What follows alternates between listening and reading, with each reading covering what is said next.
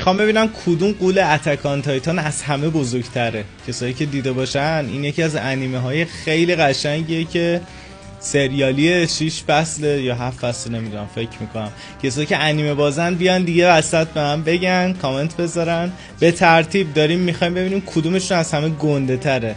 داستانش حالا خلاصه اینه که یه سری قولا هستن و میان حمله میکنن به مردم شهر. بعد مردم شهر دور شهر یه دیوار بزرگی درست کردن که قولا حمله نکنن بهشون، ولی قولا میان دیوارا رو خراب میکنن و اتفاقاتی میفته که اسپویل نمیکنم.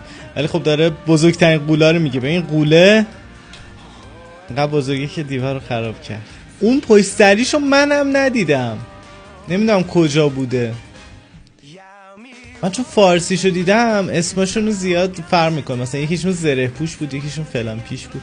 این چقدر گنده